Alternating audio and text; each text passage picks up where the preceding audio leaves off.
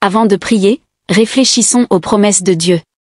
Avez-vous de nombreuses questions concernant la vie et vos circonstances actuelles? Peut-être vous trouvez-vous dans une situation qui vous a désorienté, vous laissant incertain quant à ses implications. Vous avez peut-être cru comprendre les intentions de Dieu pour cette phase de votre vie, seulement pour voir cette compréhension se briser. Cette incertitude peut induire des sentiments de panique et d'anxiété.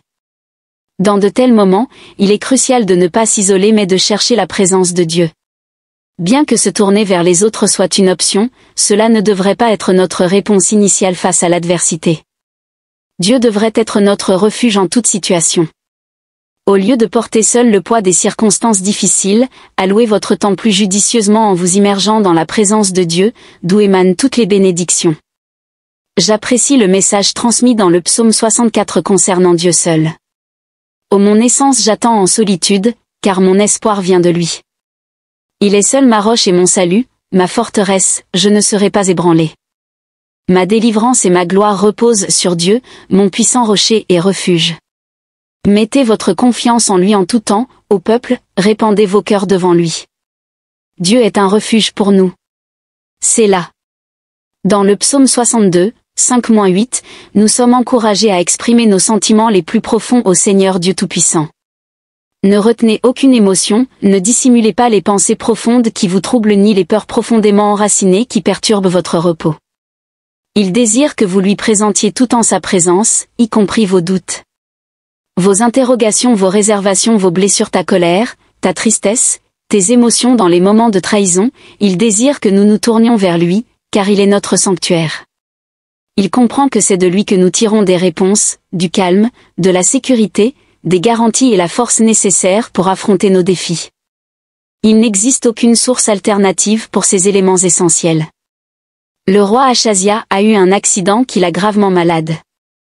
En tant que roi israélite, il avait l'opportunité de chercher l'assistance divine du Seigneur Dieu, cependant, il a choisi de ne pas le faire.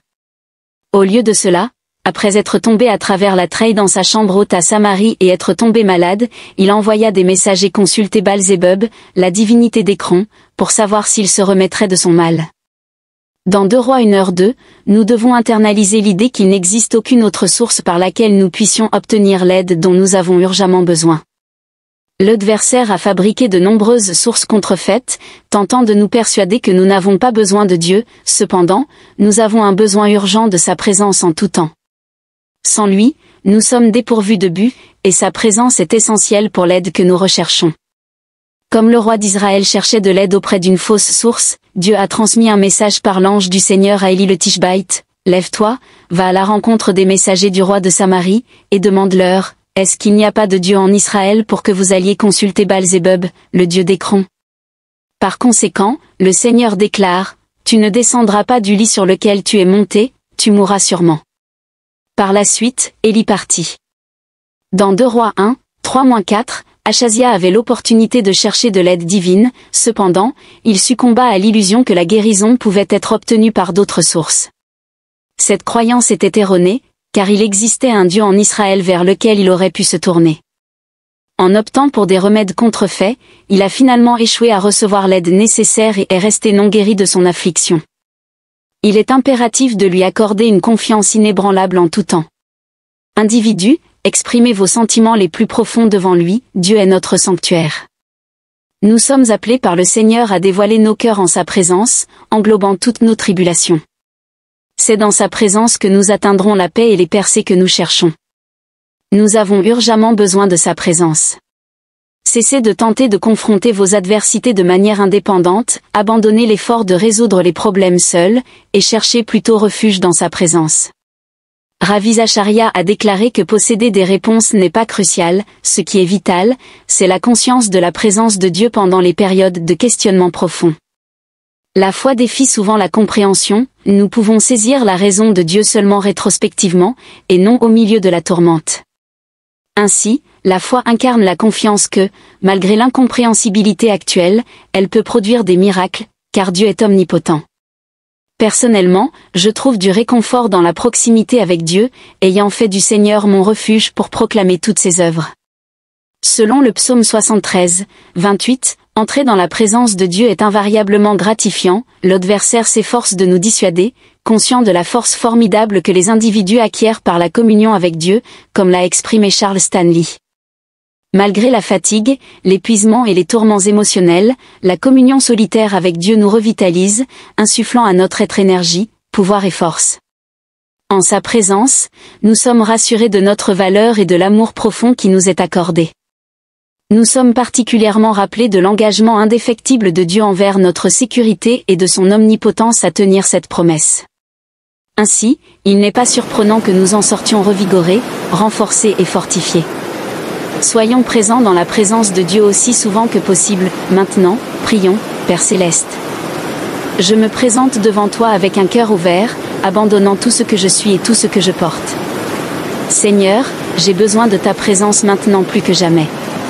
Des circonstances dans ma vie sont survenues que je ne comprends pas, des situations qui m'ont profondément perturbé, et des moments où je me suis senti perdu, incertain et effrayé. Parfois, je croyais comprendre vos intentions et avoir de la clarté concernant vos conseils, mais maintenant, Seigneur, tout semble ambigu. Les plans que j'aimais ont changé, et le chemin que je parcourais autrefois avec confiance me semble désormais étranger. Dans mon humanité, je sens le poids du doute peser lourdement sur mon âme. Pourtant, Père, je reconnais que tu restes Dieu, assis sur le trône, et en contrôle, même lorsque mon environnement semble instable. Tu es inébranlable, et même quand je me sens perdu, tu continues de me guider, malgré la lourdeur dans mon cœur. Ton amour me soutient, Seigneur. Aujourd'hui, je m'approche de toi non pas parce que je possède toutes les réponses ou que j'ai tout résolu, mais parce que je te fais confiance. Je vous présente mes interrogations, ma confusion et les questions incompréhensibles. Je renonce aux déceptions qui pèsent sur mon esprit et aux fardeaux qui semblent insurmontables.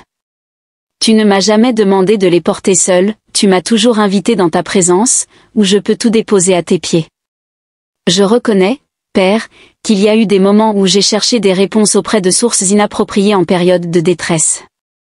Je me suis parfois tourné vers des individus avant de me tourner vers vous. Quand la peur m'enveloppait, je cherchais du réconfort dans des entités éphémères qui ne pouvaient jamais fournir de véritable soutien. Dans les moments d'incertitude, j'ai tenté de résoudre les problèmes de manière indépendante plutôt que de les confier à tes soins.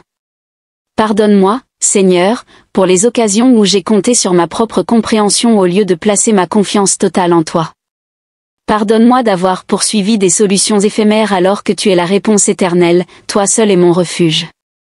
Seigneur, toi seul est mon refuge inébranlable, dans les moments de débordement, je n'ai pas besoin de fuir dans la peur mais je peux chercher du réconfort en ta présence. Quand je suis faible, je n'ai pas besoin de supporter la lutte seule, car je peux trouver du repos dans ta force.